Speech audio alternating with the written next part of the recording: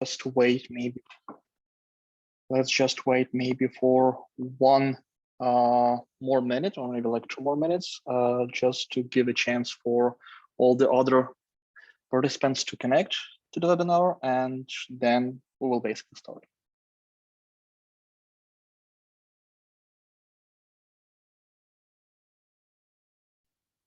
Yes, okay, perfect.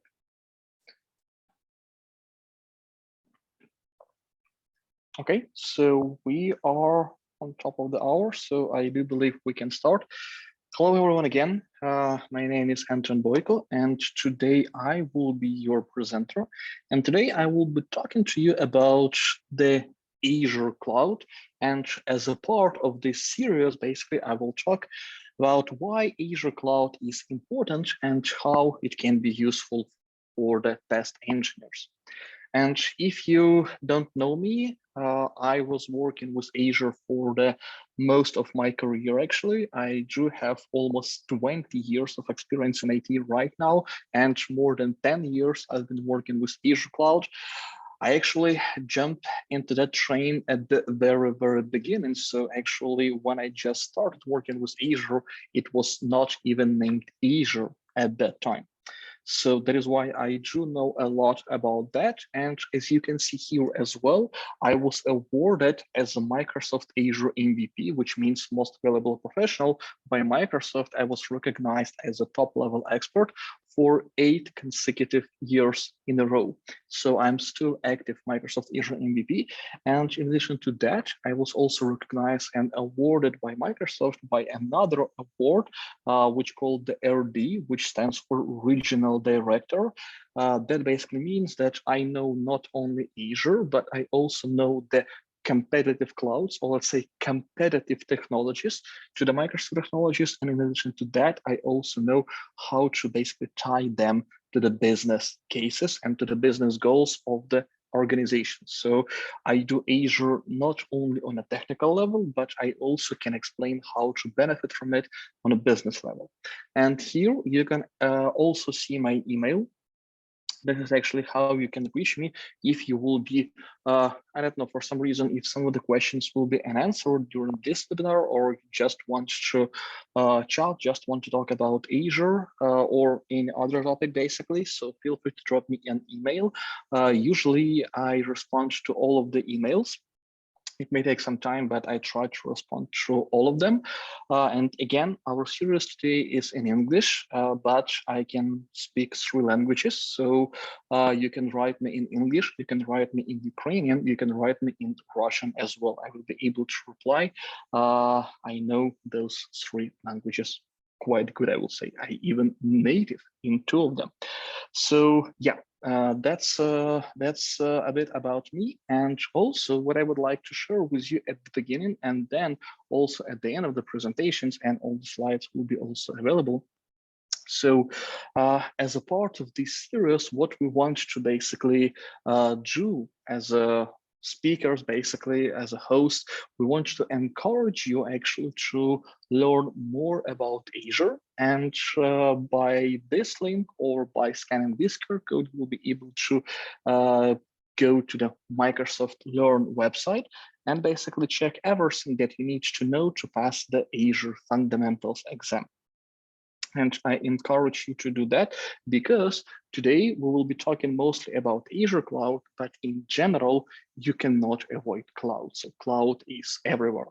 So even, yeah, as we will see today and in the following series as well, cloud is very important for the QA engineers as well, not only for the developers, for the DevOps, for the IT pros, and so on and so forth.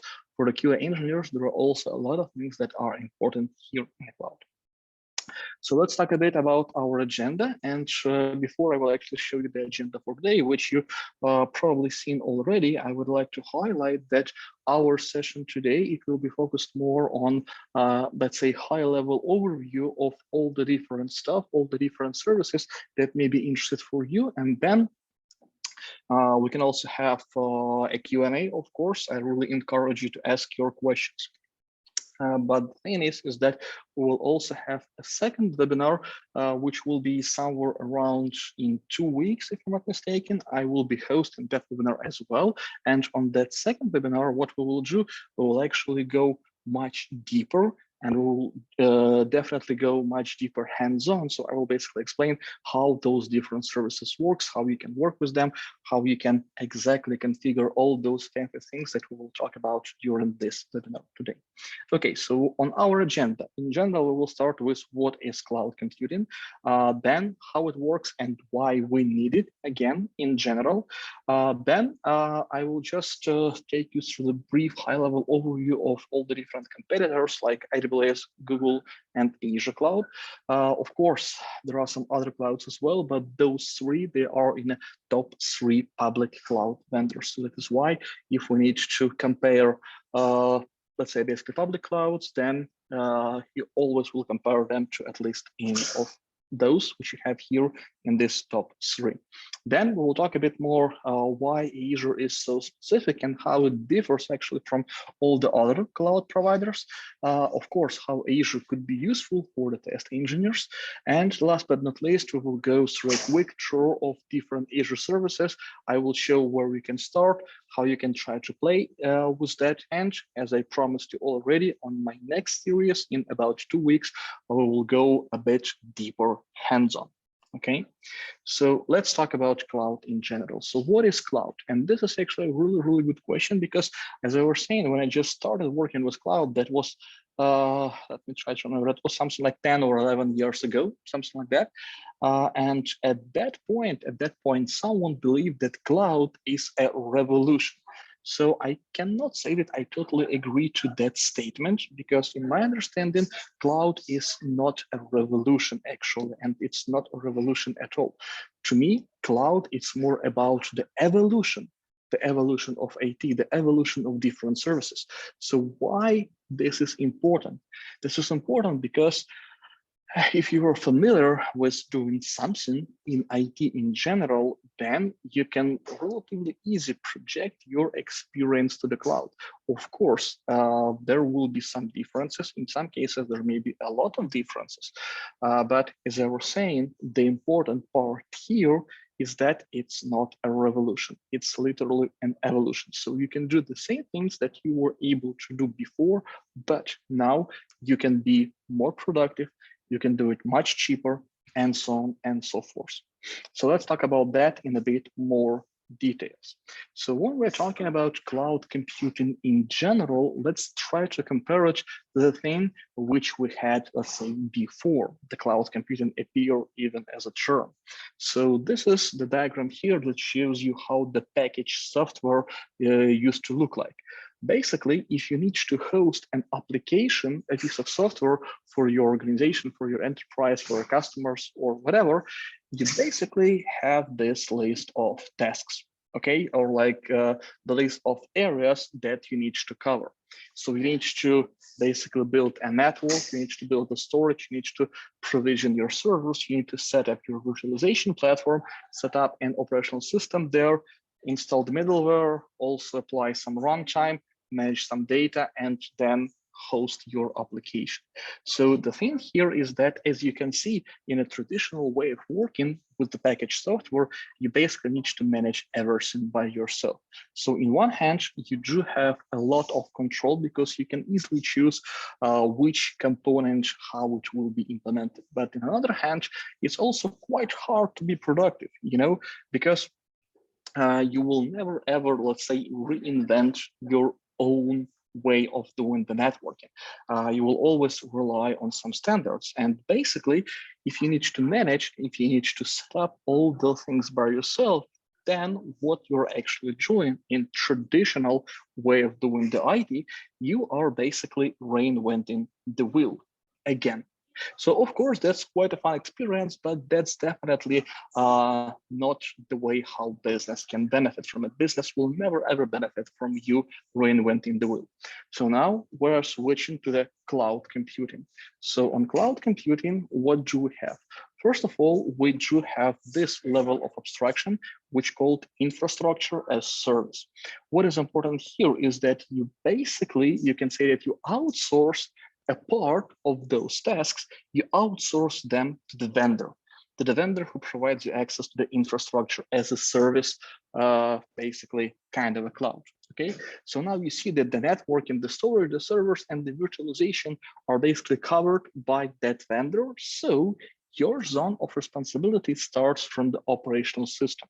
But again, you need to manage that part. Of course, now you are a bit less flexible, but still, we can easily have an example here by, let's say, saying that this is traditional virtual machines that you can do either in the cloud or basically not only in the cloud, but anyway. So the traditional virtual machines, they work in that way. You do have access to the operational system. You don't have access to the virtualization platform. You're not responsible for managing the physical hardware, but you're still responsible for configuring your OS. You're still responsible for, let's say, installing security patches and so on and so forth. The next level of abstraction, if we're talking about the cloud, called the platform as a service. So what is important here? Here it is very important that now you outsource even more to your provider, basically, okay? So now your goal is to manage only the data and only the application. This is really what especially developers like nowadays, because let's say, if we can again take an analogy that you may be familiar with, then we can talk about, let's say, a shared website hosting. So this is the thing that I do believe each and every of you used to work with. So you basically go to a vendor, and in your country, in your city, those vendors may differ, but anyway, you go to the vendor and you basically ask them to give you a piece of shared hosting for your website. So what they will give to you, they will give you credentials from the, let's say, FTP server, and they will also give you credentials from the, I don't know, let's say, database. So now you just need to apply your schema to the database, upload your data there, and also upload your application to the FTP, and voila, everything is working fine. So this is the closest thing that can describe how the platform as a service cloud looks in real life. And then the last but not least, the highest level of abstraction called the software as a service. And at this part, actually, it's super easy to give an example. As you can see, you do not need to manage anything. So you just consume a service that was created, hosted, configured for you, for your organization. So the usual examples that I can provide here can be something like, I don't know, let's say Office 365, or like Google Mail, or like, for example, Dropbox. Okay, so you need to store your files somewhere. You can go with Dropbox, you can go with the OneDrive, you can go with the Google Drive, or any other basically provider. So this is the piece of software which you cannot and should not manage at all. You just consume it as a service. You just basically put your files into those virtual folders. You don't care actually which hardware they use. You don't care how they created your application. You don't care, for example, are they storing my files in, I don't know, like some kind of a database, or just a file system, or maybe something else. You don't care about that. You just consume that service. So that is why when we're talking about cloud computing, the first thing that we need to understand is that there are different levels of abstractions. And of course, each of those levels can also have some services that are interested for the QA engineers. So if we will go next, then my animation is a bit broken on this slide, but nonetheless, so in terms of cloud computing patterns. So this is the first pattern, on and off. Basically, this is one of the easiest way how you can explain how to benefit from the cloud. Okay, so on and off pattern basically assumes that you have an inactivity period, and therefore you can shut down your servers. And if you shut down your servers, you don't need to pay for them. Let me give you a few examples here. So let's start with the simple one. Okay, so the simple example will be to, I don't know, let's say go with something like test environment. Okay, so of course, if you have a production environment, then production environment needs to work 24/7. That's not even negotiable. But if you're talking about test environments, then test environments not always need to run 24/7. And the reason for that is that usually, especially if your QA team works in the same time zone, or let's say in the time zones that are relatively close to each other, then let's say that they will get to work at 8 a.m. They will leave the work at 8 p.m. because someone may came a bit earlier, someone can stay a bit longer, but let's say that 8 a.m. to 8 p.m. they need to work with that environment. So that's only 12 hours out of 24 hours. Okay, and also what we understand is that if we're talking about, let's say, weekends, then on weekends, usually you dedicate your time to your family or your hobbies or something else, but you don't work on the weekends. So that basically means that this is the first example how you can easily benefit in terms of cost saving, how you can benefit from this on-off scenario in the cloud. Because what is important in the cloud, comparing to the physical hardware, is that you pay only for those resources which you are using right now. Of course, you need to pay for them basically on a monthly basis. But if you're not using those VMs, if you're not using those databases or whatever, you can just delete them or shut them down or something like that, which will basically stop the billing engine. But then if you will need them again, you just spin up them again and they are ready to go just in a few moments. The next scenario is growing fast. So for this scenario, the usual basic example that I give is, let's say that you create your application, you host your application, and your application at some point became so popular that now everyone wants to work with that. Everyone wants to use it. And in one hand, basically that shows that you are extremely successful. But on the other hand, if your infrastructure cannot keep up with the demand, then you can easily fail even on the start. And basically, again, if we take an analogy and if we'll try to compare that to the physical servers, if you will try to basically cover the same potential capacity that you need to have here with the physical servers, that means that you need to pay for them in advance. Okay, but that will make sense, for example, if you definitely know that you will be successful. But what if you're not? And even if you know that you will be successful, let's say, what will be the exact grade of that success, by how much successful you will be? So this is all those things that you technically can try to cover with the physical hardware, but believe me, it's much more reasonable, it's much more cost effective, it's much more even productive to cover those things in a cloud. The next pattern is the unpredictable burst. Okay, so you can work with something, you can have, let's say, a pretty much flat level of load on your system. Let's say that you have a website, some kind of a news informational website or something like that. And then at some point you just publish a new article and that article became extremely popular. And you don't know why, maybe just because. But at the end of the day, what you will see that the load to your servers will increase, and you need to also keep up with that load. And another scenario is predictable burst. So predictable burst, how you can actually explain that?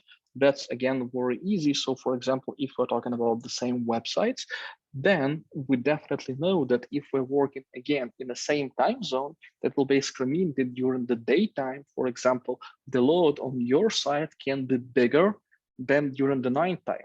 And additionally, if you have like an entertainment website, for example, it will mean that on the weekends, the load to that website again may be bigger than during the weekdays, or vice versa.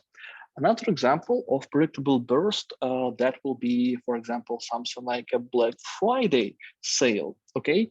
So you know that at some point, let's say at the middle of December, people all around the world will start basically buying themselves or to their friends or to relatives or someone else. They will start to buy all those presents, okay?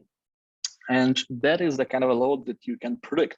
And another thing that you can also predict is that as soon as basically this Christmas fever is gone, and let's say that that will be, I don't know, like 5th of January or something like that, the next 2 weeks, the load on your website, especially if your website is about e-commerce, will be extremely small. Why? Because all the presents are already bought, and yeah, and all the people are now just having a good time and basically preparing themselves to get back to work. So that is why those are the things that you can predict. In terms of numbers, let me try to put some numbers here to just explain on the first scenario why this is important and how you can benefit from that. Okay, so you have, let's say, a regular calendar week, and the regular calendar week consists of 24/7, 168 hours. Okay, that's astronomical hours. Then we're talking about working week. So what we're talking about, it's 8 a.m. to 8 p.m. So that's 12 hours per day. And we are talking about only 5 days per week out of 7. So technically that's 60 hours. Okay. So now if we need to compare basically 60 hours to 168 hours, we will understand that the working week is just the 35% of time out of the calendar week. So what that actually means, that means that if you will create your resources in a cloud, and if you will configure basically those automatic on and off and in a cloud, then for the QA environment, which technically you need to use only during the work week, you will pay actually only 35% of the price that you will pay if that environment will run 24/7. So what does it mean? That basically means that either in one hand, you can say that, hey guys, we will save you a lot of money, okay? But on the other hand, what you can also say, you can say, hey, we had this budget of, let's say, I don't know, like $1,000 per month or whatever on QA environment. And now we know the way how we can basically, like reduce that cost. So technically within the same budget, we can fit 3 times more QA environments. This is also very important because what I've also seen in a lot of projects, in my projects and also the projects of my friends here in Ukraine, is that basically if they spend a lot, if they need to have like a huge QA environment because of, I don't know, like complex topology or whatever, if they spend a lot on the QA environment, then what they basically do, they will have, let's say, one shared QA environment for the entire team. And we all know actually why it's bad. That basically means that if we have one shared environment for the whole QA team, and the QA team may consist of, I don't know, like 10 people, 20 people, or even more, then they will really, basically start to messing with each other in a way that, for example, one kind of a part of the team needs to do the regression testing, the other part of the team needs to test some new feature, and so on and so forth. And even if you need to test different builds, different versions of your software at the same time, you're unable to do that because you have only one environment, so you can deploy only one version of the software. So that is why this scenario is actually the easiest way to explain why we need to have cloud, how we can benefit from it, because basically what we were doing actually in some of my teams as well, we were actually at some point start to create those environments on the fly. So that means that if the new build or like new feature will came in, because we know how to reduce the cost of that QA environment, then we can create a test environment per feature on the fly. And then as soon as we will test basically everything that is related to this new feature functionality, for example, then we can just grab the results from the environment, if needed, save some logs and so on and so forth, and then we can easily destroy it. If needed, again, because we work in the cloud, because we can easily automate everything, if needed, we can then spin up the same environment again, roll out the same version of the build to that environment and test it again or demo it again to someone who may be concerned about that. So this is, as I was saying, the perfect way to explain how the QA teams can benefit from working with the cloud. Okay, so now let's try to also check some other bullet points, some other basically statements, how the cloud testing can also improve the overall quality assurance process. Okay, so first of all, it's simple and cost effective. Okay, so that's what we already talked about a bit. So next, it promotes collaboration. This is also important part because the collaboration here, I'm talking about not only the collaboration within the QA team, it promotes the collaboration with the dev team, with the team that covers the infrastructure, with, I don't know, like the management team, and so on and so forth. And why it promotes it? Because, as I was saying, what you can do with all that automation and all that economy that I showed you on a previous slide, you can easily pay only for those resources which are needed. So you can easily spin them up on the fly and then tear them down if you don't use them. And this is actually what gives you the flexibility of it. It enables the DevOps. If we know that, I mean, like if we're talking about the DevOps, we all know that the DevOps is not a person, it's not a job description or something like that. DevOps is technically a culture. Okay, so that's a culture which again empowers the collaboration. So all the departments needs to be able to talk to one another, and working with the cloud and doing your quality assurance also in cloud also enables the DevOps. And let's again have a quick look on those scenarios that I was talking about before. So we all know that most of the time when we're talking about the quality assurance, we're talking about, let's say, functional quality assurance. So how can I be, let's say, safe? How you can convince me that the functionality that I asked you to deliver is basically performing those functions that I was asking, that I was paying for. Okay, but in addition to that, there are also a lot of things which happens on non-functional testing. And by non-functional testing, I mean actually the testing of the quality attributes of the system. And here I'm talking about the performance, for example. Here I'm talking about also the overall availability of the system, about the resiliency of the system. Here I'm talking even about, let's say, some features that may be related to the usability of the system. I'm talking about features that can be also related to the security, for example, of the system. Okay, so by empowering basically every team member to be able to create their own resources, their own environment, what you will achieve at the end is that, for example, we do have, let's say, a team of performance cloud engineers. Okay, so I mean, like performance quality assurance engineers, sorry.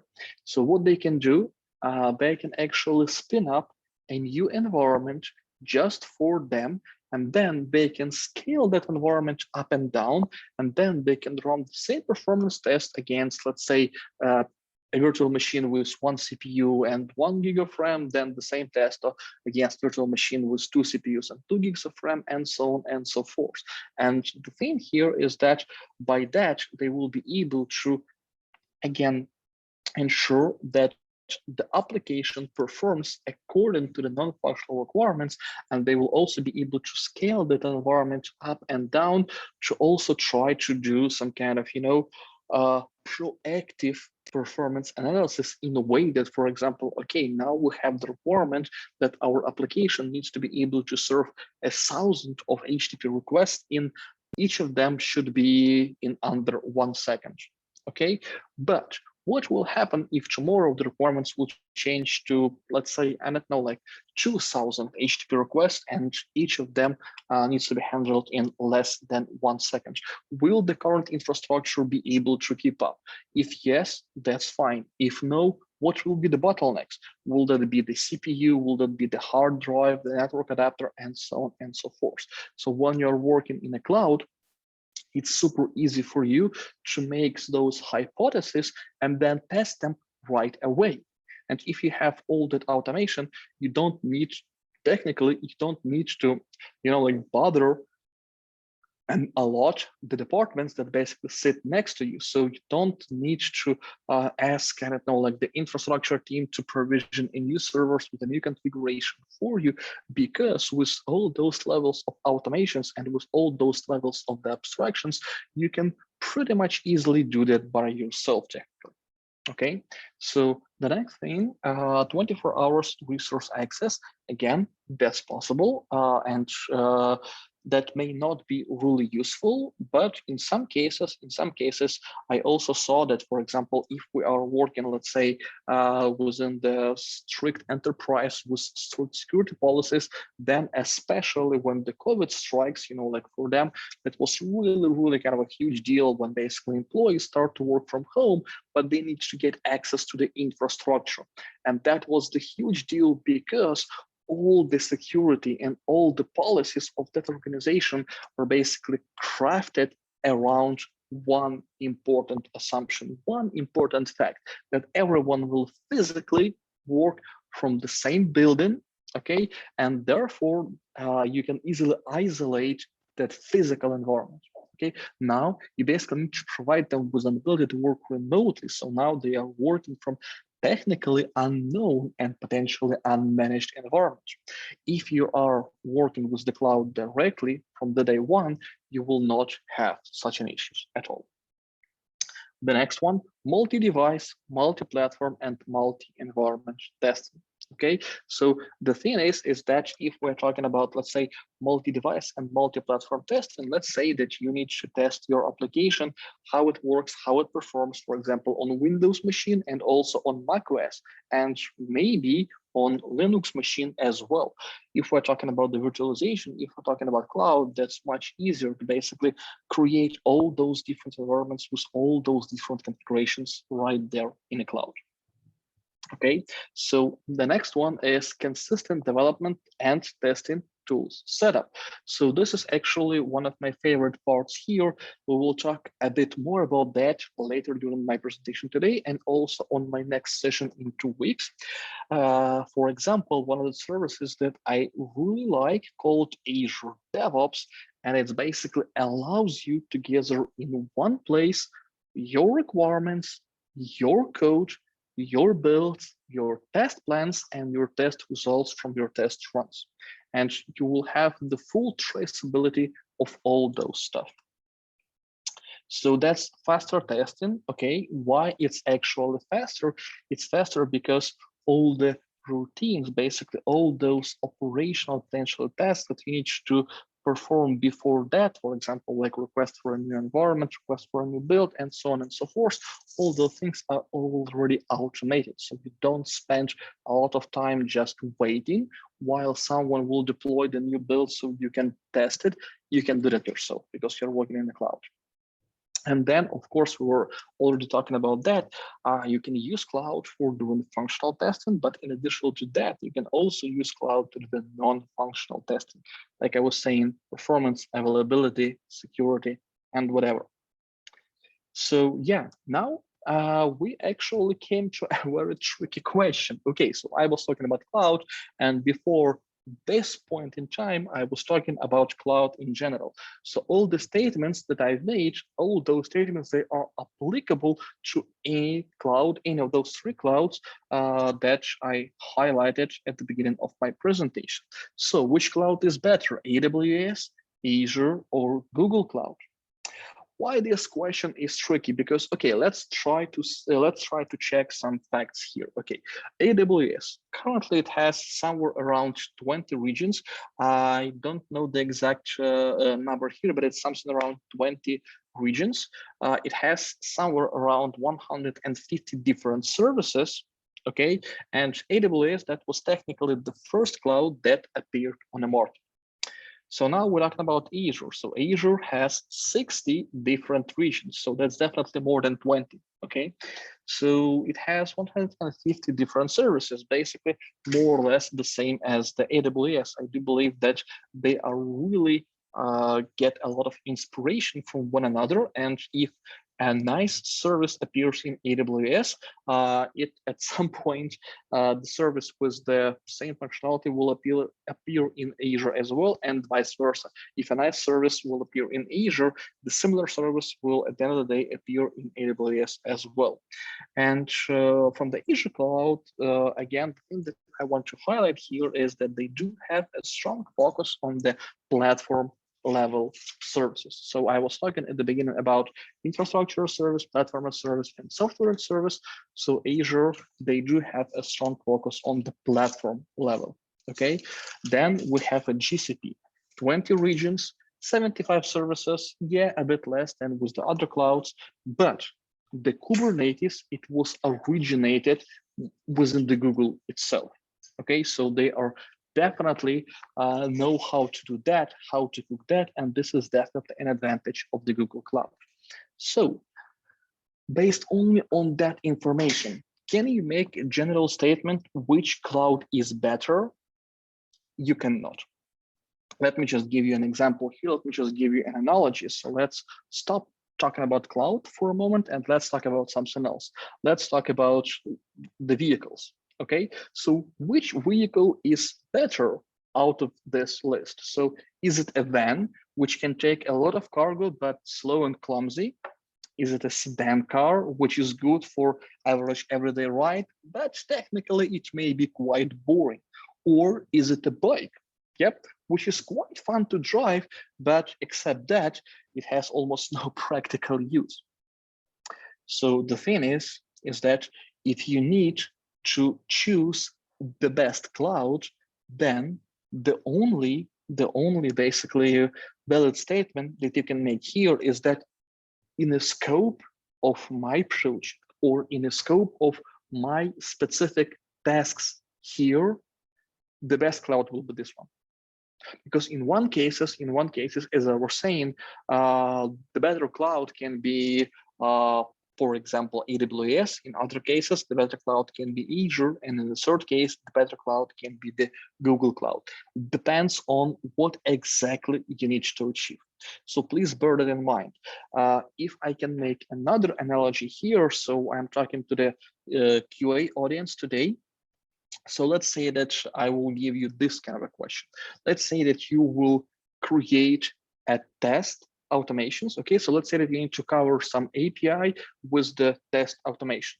Okay, so the question here, will you be more successful if you will write the test automation in .NET, in Java, or in Python? So how the usage of a language will help you to be more or less successful? It will not. Okay, so that is why the technology itself is irrelevant. If you want to make the technology relevant, the most important part here is to know your requirements. If you know exactly what you need to do, only after you get that knowledge, only after that, you will be able to choose which technology is best for your cloud. So please keep that in mind, okay? So yeah, and today, as I was saying, we will talk mostly about the Azure Cloud because I do have experience with other clouds as well, but still I'm most familiar with the Azure Cloud. And also I was saying that one of the benefits of the Azure, and this is actually one of the strongest side of the Azure, is that they are really focused on that platform level services.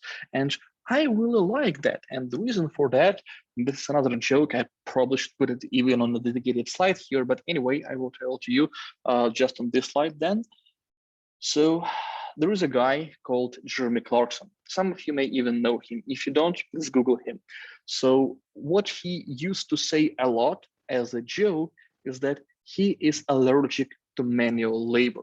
Okay, and I do like to know that I share at least one thing with Jeremy Clarkson because I'm also allergic to manual labor. I really like to automate everything.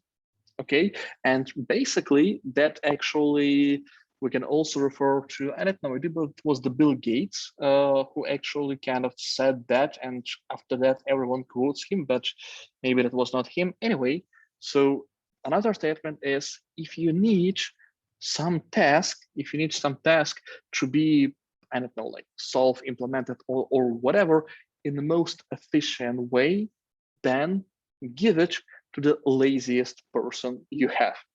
Because if that person is lazy, he will find the less painful and the most efficient way to just finish this task and get it over with. So in that kind of thing, I also consider myself quite a lazy person. Okay, so I don't like to do work just for the sake of doing work. Okay, so that is why I like Azure Cloud so much, because it gives me an ability for that automation. It also gives me an ability to basically work with the platform level of services and don't reinvent the wheel each and every time I need to do something. So now let's talk a bit on how you can actually work with the Azure Cloud. What are the different management tools that you can use for the Azure Cloud? And of course, the first and the obvious is Azure Portal. And also on Azure Portal, there is a thing that's called Cloud Shell. So we will check that probably as well. Another thing that you can use is the cross-platform CLI. Another thing that you can use is the PowerShell to manage Azure Cloud. Another one is to use basically the built-in engine or the built-in mechanism of doing templates for creating your resources. There are kind of two terms here, that's ARM and Bicep. Additionally, you probably heard about Terraform or Pulumi or some other solutions of the same sort. You can also do that in Azure. And in addition to that, on the major platforms like .NET, Java, and so on and so forth, there are management SDKs. Okay, so if you just want to write a code in, as I was saying, .NET or Java or Python or whatever, if you want to write that code that will create those Azure resources, which will configure those Azure resources for you, then you can even do that with the management SDKs. So they're available for all the different technologies, all the different languages. So yeah, that's on a management tools part. So now let's just take a quick demo on the Azure portal, okay? So what I'm having here, I'm having here the Azure portal. As you can see, I do have a bunch of resources here. So to log in here, I need to go to portal.azure.com. Of course, I need to have at least one Azure subscription, but what is important here is that you can always get the Azure subscription for free. You need to provide a credit card number, of course, but they are just doing that only for the validation. They will not charge that credit card. They will lock $1 on it and then they will release it. Basically the same flow as with all the other cloud providers. As soon as your trial, which is 30 days, or if I'm not mistaken, something like 200 American dollars, whatever expires first, okay, your subscription automatically will be locked and no charges will happen to your credit card. If you want to continue basically using Azure, you need to explicitly say that, hey guys, I was trying that, okay, I'm run out of my trial resources.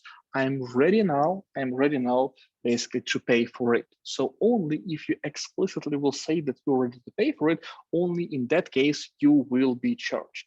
In addition to that, there are a bunch of different services which you can always get for free.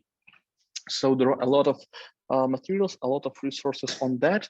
If you will check that link, that QR code that I put at the beginning of my presentation, and also that I will have at the end, you will be able actually to get the list of all those free resources.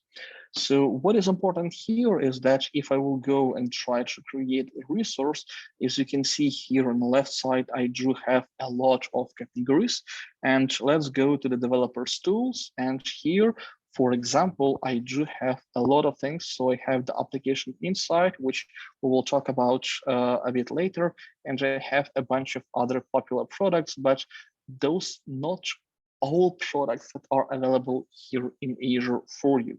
Unfortunately, there are no dedicated, let's say, category here on the portal for the QA engineers. But anyway, the thing is that you need to always take a look on those tools that they put under the developer tools, because those tools potentially will be interested for the dev and QA team as well. So, oh yeah, by the way, I almost forgot. So the thing that I was mentioning, the Cloud Shell, if you will go here, then here at the bottom, as you can see, you will open the Cloud Shell. So currently the Cloud Shell can work in basically two modes. It can be either PowerShell, or I can switch it to Bash.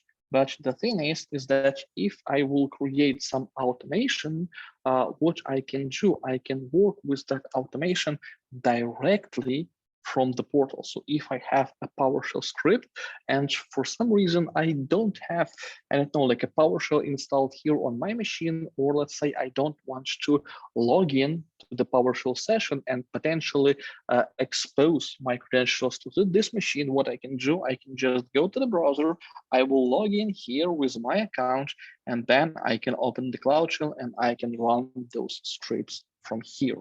It's also actually really good to like try to work with the cloud a bit.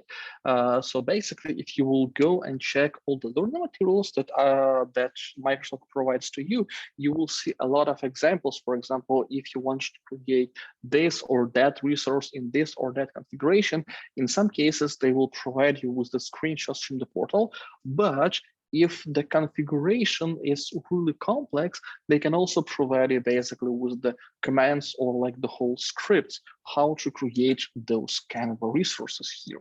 So in that case, you don't need to install the PowerShell, or you don't need to install, let's say, the Azure CLI on your machine. You can just go here and you can basically start typing those commands here. So what I can do, I can do the AZ. Yep, and this basically shows me that I do have a bunch of different commands that I can use for my Azure CLI. Okay, I can do Azure account -- help, for example, and it will show me basically that within the account area, I do have some commands like logs, management groups, clear, and so on and so forth. So we'll not go into that right now. So my point here was just to show you that there is a tool that you can use to start with the automation even directly in your browser. Of course, the portal UI is a bit more self-explanatory and so on and so forth. But if you feel comfortable more with the command line, you have the command line here, and not even one command line, but two command lines, the bash and the PowerShell. Okay, so now let's go back to the presentation actually. So now let's talk a bit more about different Azure services, which I want to highlight today. So first of all, I would like to highlight the Azure Dev Test Lab service. I will talk a bit more on that service during my presentation today, and also show a deep dive demo on my next session. So in a nutshell, Azure Dev Test Lab will basically allow you to create all those different labs environments with different set of tools, applications, components, and whatever installed on your servers. It's super easy to manage all of that, and it will allow you to connect to any of the VMs, basically test what you need to test, log out, and take the results with you, and then just deprovision the VM. The next one, briefly talked about this service today, also Azure DevOps. So Azure DevOps, I don't really like the name of this service actually, because I don't like the term Azure in this name. Because a lot of folks, when they see this name, they start thinking that, okay, so that basically means that with this service, I can do DevOps only on Azure. Okay, so, but actually no, Azure DevOps is a full-fledged service, like maybe the other services that you can know, for example, something like GitLab or like Jenkins or TeamCity, or I don't know. This is the full-fledged service, and within that service, what you can do, as I was saying, you can manage your requirements, you can manage your tasks, your work items, you can manage your code, you can manage your test cases, and you can manage your builds and deploys, everything within one service. It's already interconnected, and you always will have the best possible traceability ever. So the next one is Azure App Insights, or Azure Application Insights, which actually does what it actually means in the title. So it will just help you to get into the insights of your application. It will help you to understand better what is happening within your application, how many requests there were, what was the percentage of errors, what kind of errors there used to be there, and so on and so forth. The benefit of the service is that that's super easy to connect it. Technically, if we are talking about platform level services in Azure. For example, the service that used to they used to call it the Azure Web Apps. Now they renamed it to Azure App Service, but whatever. If you want to connect the application insights there, then the only thing that you need to do is just to provide a connection string.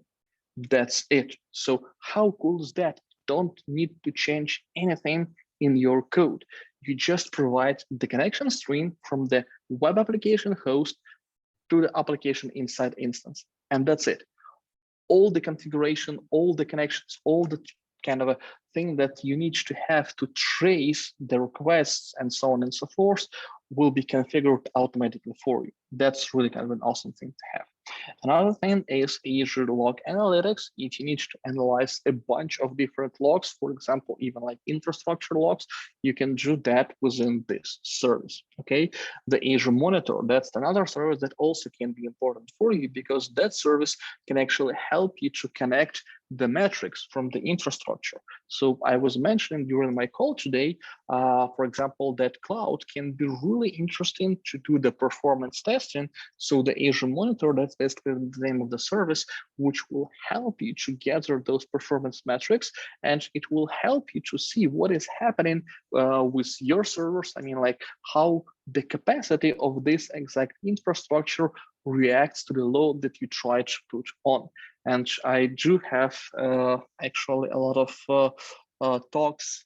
At least I started them since this year, but I've delivered a lot of sessions already on the topic of monitoring in general. So if you will be interested about that, feel free to drop me an email. I will provide you with more information on that. Okay, and the last but not least, the service that I want to highlight today, that's the Azure Automation Service. So that service, it allows you to basically use either PowerShell or Python or even something else to create your automation pipelines. And then those pipelines, they can basically work with everything. They can, for example, as I was saying, they can create or destroy the environment. They can scale up or scale down that environment. They can, for example, help you to trigger the performance tests at 3 a.m. at the morning when no one is working on that environment, and so on and so forth. So basically, if you need to have some custom script that will be able to run and do something with anything, not only with Azure technically, like literally with anything, you can run any custom script there. You can easily do that with Azure Automation Service. So yeah, let's talk a bit more on the Azure Dev Test Labs. As I was saying, we will have a deep demo during our next session, but the thing here is that, as I was saying, Azure Dev Test Labs, it helps you to create those environments. So how it actually works in a nutshell, you define the base image for your virtual machine. And in addition to that, what you have a repo with the artifacts, but those artifacts, they can be of a different nature. That can be, for example, a browser that can be an artifact, because you may want to test, okay, how it will perform on a machine if I have Chrome installed on that machine, or if I have Edge installed, or if I have Firefox or whatever. You can also install some other components and check, for example, how this machine will perform if on how my application will perform. I mean, if on that machine I will, I don't know, like install PowerShell or Notepad++ or Visual Studio Code or something else. So that's super easy for you. You define, as I was saying, the base image, and also you pick from that kind of a marketplace, let's call it like that, but it's not actually a marketplace, it's just a repo with the artifacts. You can actually decide which artifacts you want to put on that machine. Additionally, it's super easy to create your own artifacts, and that will be the part of the demo that I was talking about that we will have in 2 weeks. Okay, so the Azure automation, we talked about that as well. The one thing that I probably want to highlight here related to the Azure automation is that I was talking about the PowerShell and the Python as well, but if you are not familiar with any of those, that's fine, because one of the things that they introduced at some point, that's basically the way for you, to design your pipelines, or like design your automation pipelines. I mean, like just in UI. So you are doing that in a quite interesting way. You are basically putting all those building blocks, you just connect them one to another, and voila, your automation pipeline is working. And the Azure Monitor, yep, as I was saying, so the Azure Monitor, that's basically not actually one service. I was also mentioning the application insight and log analytics. So technically, all those three services, they are kind of, combined together under one hood of Azure Monitor. So with the Azure Monitor, unfortunately, the thing is that it's not really easy to, do the demo, because I use that a lot on production. But unfortunately, the clients that I'm using Azure Monitor for, they are not really keen to allow me to show their environments. So that is why I do have a few screenshots here where I kind of, removed the names of the applications, the names of the clients, and so on and so forth. But in a nutshell, the Azure Monitor group of services looks like this.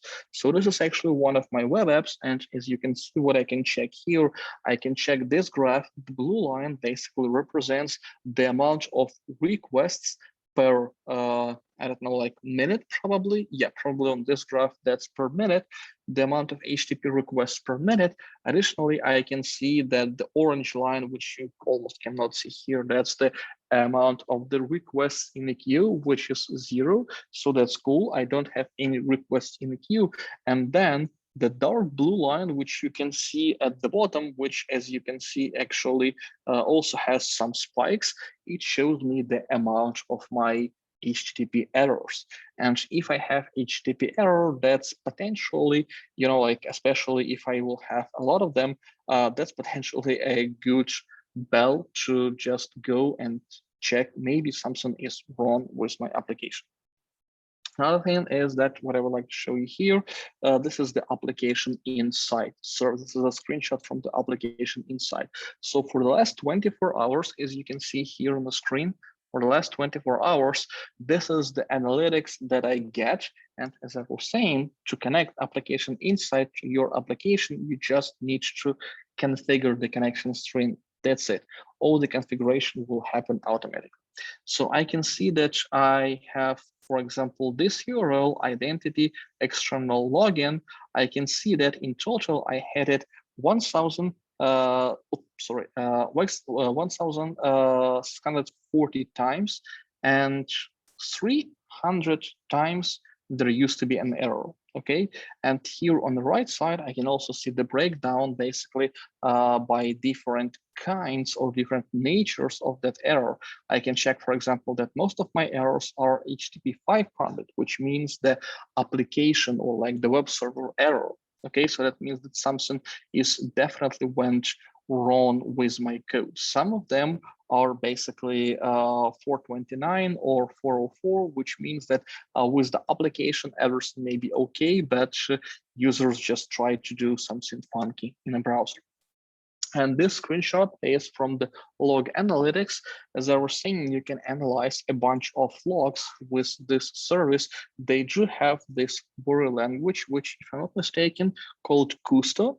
It really works like a SQL queries here, but still a bit different.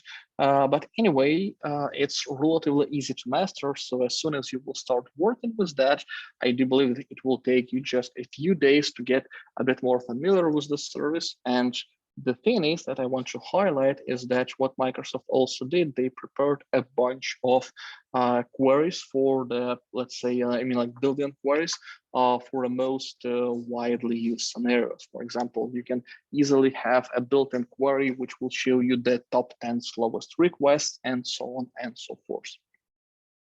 And then the Azure Develop service, we already talked about that. So let me just go to the browser and show you how it looks like.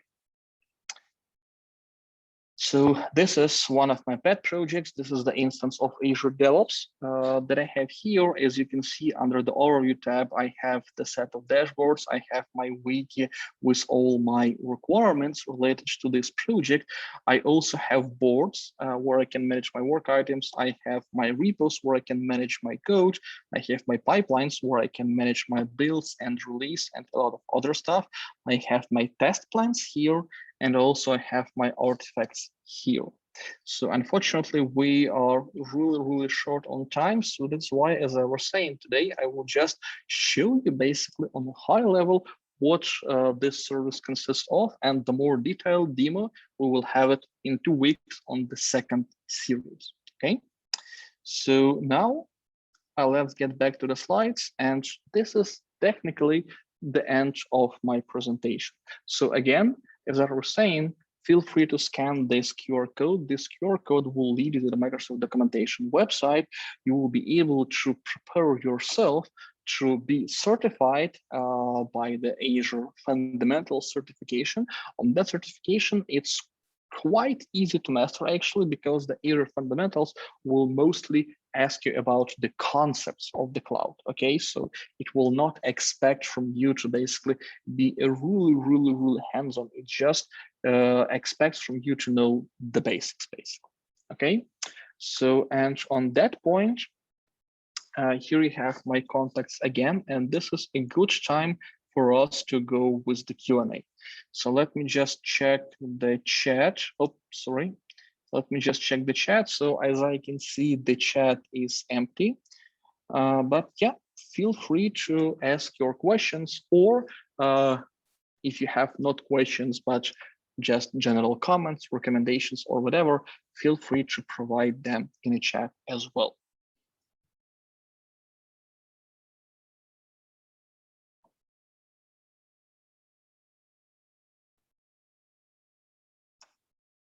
Okay, we do have something. Circ's first presentation. Okay, thanks. Very nice presentation. Yep, thanks. Thanks to you guys.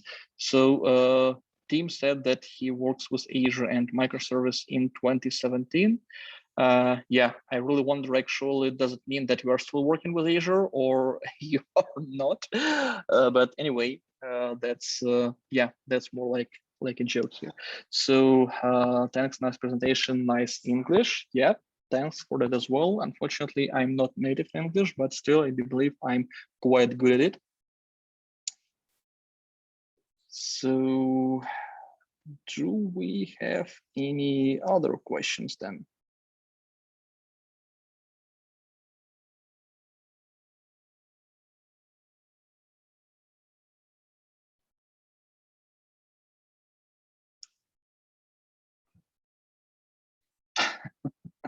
Okay, so Tim shared this link with me. Yep, thanks, Tim. I will definitely check that link, but if it's okay with you, I will check it actually after this presentation. Yeah, so anyway, it seems like there are no questions here, but anyway, thanks guys, thanks all of you for attending this presentation today. I hope that I will be able to see you on my next session, which, as I was saying, will happen in 2 weeks more or less from now. If you will still have any questions, but for some reason you were unable to ask them today, you do have my email here. Feel free to drop me an email. I will remind you again that as you witness yourself, I can speak English. Additionally to that, I can also speak Ukrainian and Russian as well. Feel free to use any of those 3 languages to send me an email. And yeah, have a good rest of the day and hope to see you on the next sessions. Bye-bye.